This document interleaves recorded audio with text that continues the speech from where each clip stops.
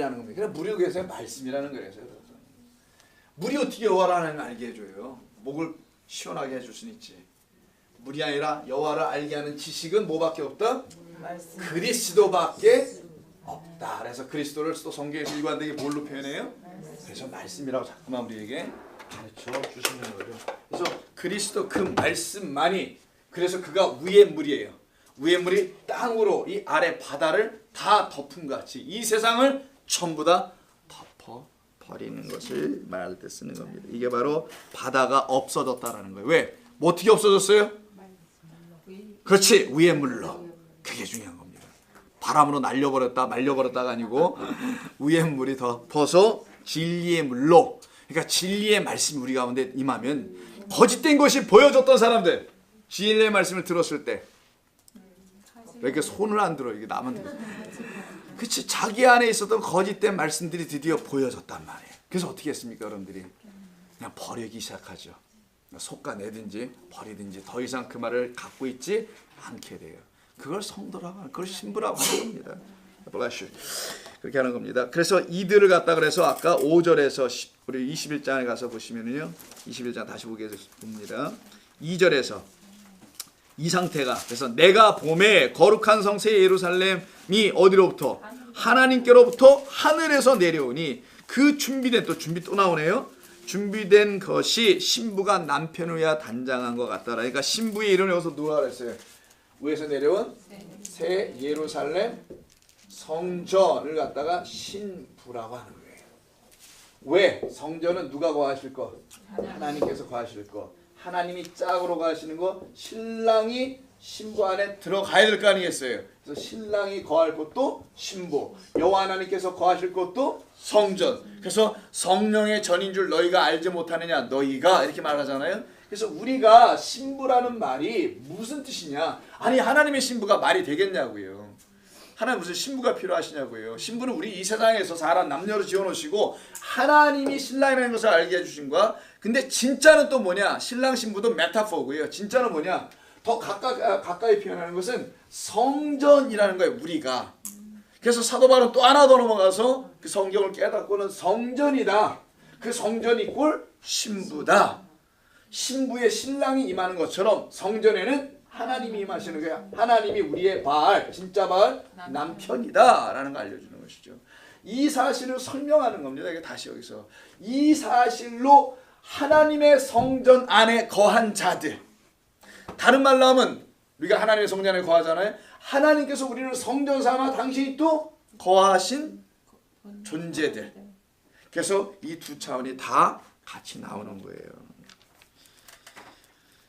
그래서 22절 한번 보세요. 먼저 이해를 위해서.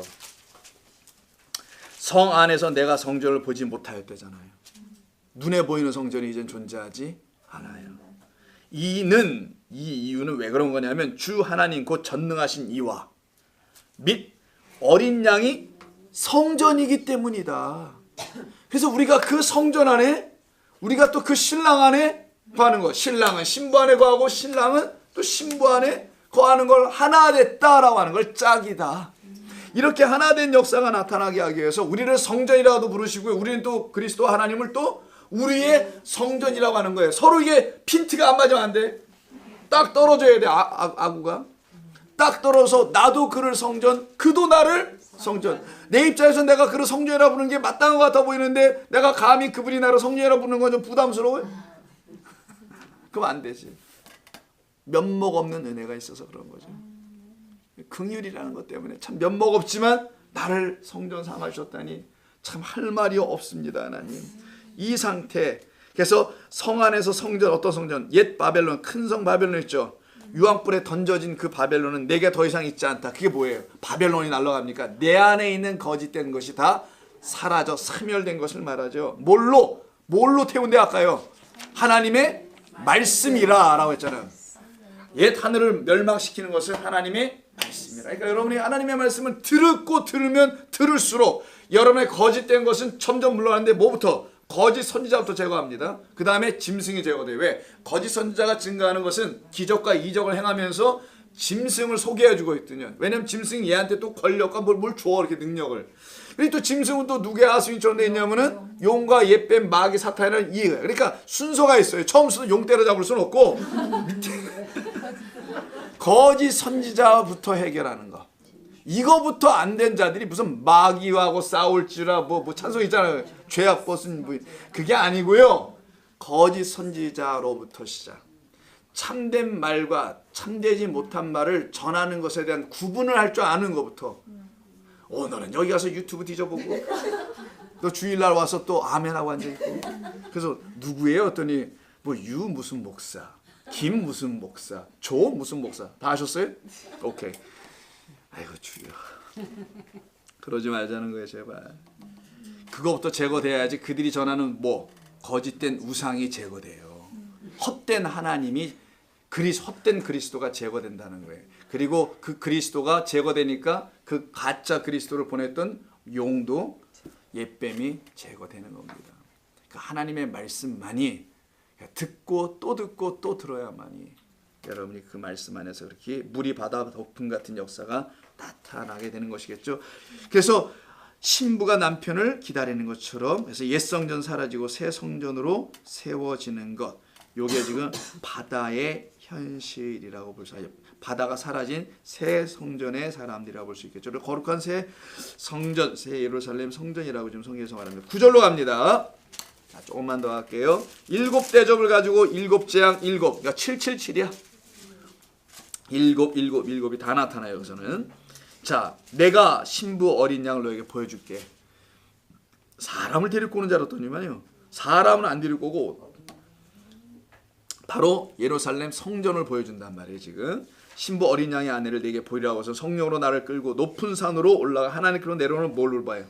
거룩한 성 예루살렘을 보여준단 말이에요. 거룩한 성 예루살렘이 신부랍니다. 하나님이 그렇게 원하시는 신부. 하나님이 장가들고 싶다라고 해서 말씀하죠. 2번씩 내가 장가들고 또 장가들일 거야. 반드시 할 것이라는 말씀이죠. 그건 뭐예요? 옛 거짓된 것을 다 멸절해서라도 너희들을 내 것으로 삼겠다는 말씀인데 그 거룩한 성전이 바로 하나님의 꿈입니다. 하나님의 소원하심이죠. 그 소원하심이 뭔지 아는 사람은 자기들이 거룩한 성 예루살렘이라는 것, 물리적, 문자적 지금 지형이 어디에 있는 그런 게 아니라요. 바로 그 성 예루살렘이 되는 건데 그걸 신부라고 합니다. 그럼 여기서 이 신부가 되기 전에는 우리가 음녀라는 사실을 꼭 기억하자는 거였죠. 그래서 신부는 음녀하고 관계가 반드시 있다라는 거. 아무나 신부 되는 게 아니에요. 아무나 신부 되는 게 아니라 반드시 이런 사람들이 신부 되는 거예요. 성경은 아이러니하게 이렇게 가르칩니다. 음녀인 사실을 알았던 사람이 신부가 되는 거예요. 음녀가 뭐라 했죠? 타락한 성전이라고 했죠. 타락한 성전이 뭘로 돼요? 크고 높은 산에서 내려오는 거룩한 성 예루살렘. 예루살렘 뜻이 뭐예요? 저기에 평화가 평강이 있다. 참된 평강은 인간이 이 땅에서 만들어주는 인간의 말로 설명해주는 그런 게 있는 것이 아니라는 거예요. 1차적으로는. 그래서 그 예루살렘 하나님의 평강이 되어 있는 안식이 되어 있는 이러려면 누구의 수고로? 당신의 수고로 완전히 안식, 창조 당신이 다 하시고 완성도 7째 당신이 다 하시는 그 완성과 안식으로 들어가게 된 존재들이 바로 신부다라는 거예요. 근데 이스라엘 백성들은 그 하나님의 안식을 구하지 않고 자기들이 안식을 구하려고 했잖아요. 그래서 안식일의 주인은 나다라고 가르쳐 주시면서까지 말씀하신 이유가 거기 있었던 거예요. 그래서 음녀에서 신부로 넘어가는 건데 자기 자신이 음녀라는 사실을 안 사람들만이 신부가 된다는 거예요. 신부는 정결한 교회를 말하기도 하는 겁니다. 그래서 5 처녀라고 말하기도 했던 것이고요. 바로 이 상태로 있는 것이죠. 이 성도를 왜 예루살렘 성이라고 하는 이유가 뭘까? 이게 중요한 겁니다. 조금만 우리 더 하죠. 오늘 뭐 다른 교회들에서는 뭐 하죠? 성금요일도 한다면서요. 우리는 뭐 철야기도도 한대요. 철야기도 금요일 날이니까 우리는 그런 거 안 하더라도 하나님의 말씀은 좀 더 배우죠. 갈라디아서 4장을 보세요. 왜 예루살렘이라고 굳이 한 이유가 뭘까? 갈라디아서에서 사도 바울은 이걸 설명합니다. 고린도 후서 다음에 있어요. 자, 갈라디아서 4장 21절 이하. 내가 말하랴 내게 말하라 율법 아래에 있고자 하는 자들아 율법을 듣지 못하였느냐 기록된 바 아브라함에게 두 아들이 있으니 하나는 여종에게서 하나는 자유 있는 여자에게서 났다 하였으며 여종에게서는 육체를 따라 났고 자유 있는 자에게서는 여자에게서는 약속으로 말미암아 났다. 이것은 비유다. 이게 중요해. 이건 내 비유야. 이건 즉 그들이 결혼하여 애 낳고 한 이 모든 얘기는 하나님께서 어떤 걸 설명하시려고 주신 이야기다. 그들의 실제 삶 속에서 뭘 말할 거다. 여기서부터 듣자는 거예요. 이것은 비유니 이 여자들은 두 언약이라. 하나는 시내 산으로부터 종을 낳는 자니 하갈이다. 율법만 받고 끝나는 자다. 이 하갈은 아라비아에 있는 시내 산으로서 옛날 걸 설명하죠. 그런데 지금은 어디 있대요? 이 예루살렘과 같은 곳이다. 이해하시죠? 무슨 말인지. 예루살렘에 있는 자들이 전부 다 율법의 하갈의 종들이라는 거. 깜짝 놀랄 일입니다. 이 얘기는. 돌에 맞는 거 이거 얘기하면. 지금으로 말하면 교회가 아주 이 마귀 새끼들아 전부 다 그렇다는 거예요. 목사가 서가지고. 이렇게 얘기하면 어떻게 될 거냐고요. 상상에 맡기기로 하고 지금 있는 예루살렘과 같은 곳이니 그가 그 자녀들과 더불어 종노릇하고 율법의 종노릇 마귀의 종노릇하고 오직 위에 있는 예루살렘은 자유자이니. 그래서 이 예루살렘 나오죠. 거룩한 성 예루살렘이 하늘에 계신 하나님께로부터 하늘에서 내려왔다 하지 않습니까? 그러니까 이게 뭐예요? 뭐라고 했어요? 여기 지금 갈라디아서는 위에 있는 이렇게 돼 있잖아요. 위에 있는 오직 위에 있는 예루살렘은 자유자다라고 돼 있어요. 우리를 자유한 하나님의 백성으로 삼기 위하여 신부의 존재가 나오는 거라서 자유한 하나님의 백성이 되게 하기 위해서 율법 너희를 계속 묶고 있는 그걸로 너희들은 자유로울 수 없단다. 나를 말미암아 자유케 하는 위에 있는 예루살렘 이걸 말하는 거예요. 그래서 비교가 되는 25절은 지금 있는 예루살렘 그리고 위에 있는 예루살렘으로 지금 있는 예루살렘은 종 노릇하게 하고요. 위에 있는 예루살렘은 자유하게 하는 우리의 진짜 어머니다라고 해요. 자 28절 형제들아 너희는 이삭과 같이 약속의 자녀라. 그러나 그때에 육체를 따라 난 자가 성령을 따라 난 자를 박해한 것 같이 이제도 그러하도다. 그러나 성경이 무엇을 말하느냐? 여종과 그 아들을 내쫓으라. 여종의 아들이 자유 있는 여자의 아들과 더불어 유업을 얻지 못하리라 하였느니라. 그런즉 형제들아 우리는 여종의 자녀가 아니요 자유 있는 여자의 자녀라. 그래서 그 신부를 거룩한 성 예루살렘 어디 위에 있는 이 땅 아래에 있는 자들이 아니라 땅에서 완전히 하늘로 바뀌어진 존재라고 설명하는 것이 바로 갈라디아서에 있는 이 말씀입니다. 이것으로 우리가 분명히 이 본문을 이해할 수 있게 되죠. 그래서 성도는 약속으로 다시 태어난 사람들. 자 그러면 이 신부가 드디어 나오네요. 약속으로 다시 태어난 자유자라는 거예요. 하나님의 약속, 언약이죠. 언약으로 다시 태어난 자유자들. 자유자로 삼는 이야기들 이게 바로 당신의 백성들의 진짜 신분인 것입니다. 이것이 여기서 지금 이루어지고 있죠. 그래서 언약으로 말미암아 당신의 백성들을 삼는 건 아니겠어요? 그래서 나는 너의 백성이요 너희는 하나님의 너희는 내 백성이 됨이라라는 것 아니겠습니까? 바로 이 사건이 이루어지는 것이 이 본문에서 이 신부들의 존재성이라고 보시면 되는 겁니다. 그래서 에스겔서 37장 33절 한 군데만 몇 군데 있는데 한 군데만 37장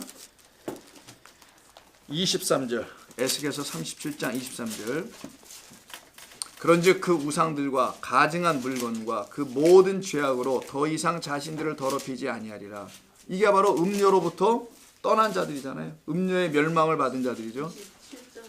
37장 23절 더 이상 자신을 더럽히지 아니하리라. 거짓된 것들로 음행의 포도주로 내가 그들을 그 범죄한 모든 저소에서 구원하여 정결하게 한즉 그들은 내 백성이 되고 나는 그들의 하나님이 되리라. 이게 바로 하나님의 백성들에서 21장 7절을 보세요. 계시록. 그래서 그 신부들의 상태를 이렇게 말한 겁니다. 21장 아까 계속 21장 하잖아요. 우리가 1, 2절 하다 9절로 넘어왔죠. 근데 너무 빨라서요. 네. 성경을 좀 빨리빨리 찾아오시는 것밖에 방법이. 아니 그래도 좀 천천히 시간이 자꾸 쫓기다 보니까 너무 쫓기셔도 9시 10분. 예. 자, 따라오시고. 자, 7절. 이기는 자는 누가 이겨요? 음료의 멸망을 자기 안에서 경험한 사람들을 이기는 자라고 하는 거예요. 그들은 상소로 받게 됩니다. 뭐를? 이 언약을. 나는 그의 하나님이 되고 그는 내 아들이 되리라. 그러니까 새하늘과 새 땅 된 자들, 신부가 되었다라는 말, 거룩한 성 예루살렘이라는 이 말, 이 모든 것은 하나님의 언약 안에서 이루어진 하나님의 백성들을 말하는 것입니다. 그래서 이것을 동일하게 성경이 증거해 주고 있는 것이죠. 이렇게 된 사람들이 드디어 10절에서 11절에서요. 21장 11절 하나님의 영광을 보게 되는 거예요. 하나님의 영광이 있어 그 성의 빛이 지극히 귀한 보석 같고 벽옥과 같고 수정과 같더라. 성도들은 하나님의 영광을 갖고 있는 자들이죠. 그 영광을 가졌다라는 말의 의미가 무엇인지를 출애굽기 24장에서 한번 볼게요. 이건 좀 봐야 합니다. 이걸 이해를 못하면 축구골 하나 넣고 엎드려서 기도하면서 영광 돌리는 것이 돼요. 물론 그렇게 할 수 있어요. 그게 아니라고 말하지는 않습니다. 그러나 진짜 영광이 뭔지는 알고 해야 된다는 거예요. 출애굽기 24장 16절. 구약 성경 출애굽기 24장 16절. 자, 여호와의 영광이라고 하죠. 그러면 여기서 지금 하나님의 영광, 여호와의 영광 같은 거네요. 시내 산 위에 머무르고 구름이 엿새 동안 그 산을 가리우니 일곱째 날에 여호와께서 그 구름 가운데서 모세를 부르시니라. 산 위에 여호와의 영광이 가득하네요. 이때 그 여호와의 영광이 구름처럼 임하는 걸 시작하죠. 자, 그럼 출애굽기 40장.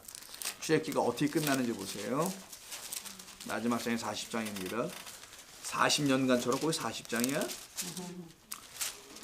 중요하지는 않고요. 34절. 구름이 회막에 덮이고라고 하죠. 여호와의 영광이 성막에 충만하고 모세가 회막에 들어가니까 여호와의 영광이 성막에 구름처럼 임하여 충만한 것으로 말하죠. 요 여호와의 영광이 이렇게 성막에 좀 충만하죠. 성막이 뭐였어요? 예루살렘 성전, 거룩한 성전, 신부를 말하는 거죠. 그럼 신부 위에 임하는 여호와의 영광이에요. 그러면 그 신부가 어떻게 될까요? 오늘 아까 본문에서는 벽옥같이 수정같이 빛고 밝담으로 이렇게 나왔지 않습니까? 맑더라. 그럼 이 신부의 상태를 이사야 35장에서 말합니다.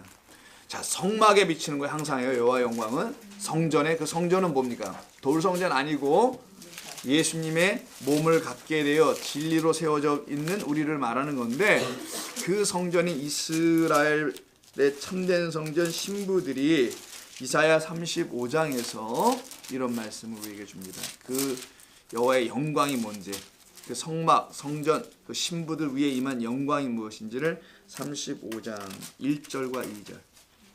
광야와 메마른 땅이 기뻐하며 사막이 백합과 같이 피어 즐거워하며 무성하게 피어 기쁜 노래로 즐거워하며 레바논의 영광과 갈멜산 샤론의 아름다움을 얻을 것이라. 그것들이 여호와의 영광 곧 우리 하나님의 뭐래요? 아름다움이래요. 이게 신부들에게 비춰진 아버지의 영광, 하나님의 영광인데 아름다움입니다. 아름다움. 그래서 신부가 아름다움으로 바뀌어지는 거죠. 음료가 갑자기 미인이 되는 거예요. 아름다움, 영광이 비춰줌으로 말미암아 이렇게 바뀌어진 상태. 그래서 그들에겐 다른 성전이 나타나지 않고 오직 전능하신 하나님과 그리고 참 성전인 우리 주 예수 그리스도 어린 양만이 그들에게 성전이 되어 그들을 비추게 되는 것이죠. 그들 안에만 누가 계세요? 그리스도 예수가 계십니다. 로마서 8장 마지막으로 한번 볼까요?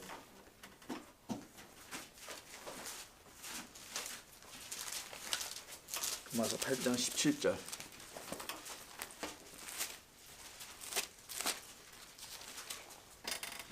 자녀이면 또한 상속자. 이게 지금 언약의 백성을 말하는 겁니다. 하나님의 상속자여 그리스도와 함께한 상속자니 우리가 그와 함께 영광을 받기 위하여 고난도 함께 받아야 할 것이라. 19절. 피조물이 고대하는 바는 하나님의 아들들이 나타나는 것이니 피조물이 허무한 데 굴복하는 것은 자기 뜻이 아니요 오직 굴복하게 하시는 이로 말미암음이라 라고 말씀하죠. 그러면서 18절에서 그 영광과 좋게 비교할 수가 없다고 하죠. 그 영광은 하나님의 아름다움이 우리 가운데 임한 그 영광을 말하는 것입니다. 이들이 바로 오늘 본문 끝에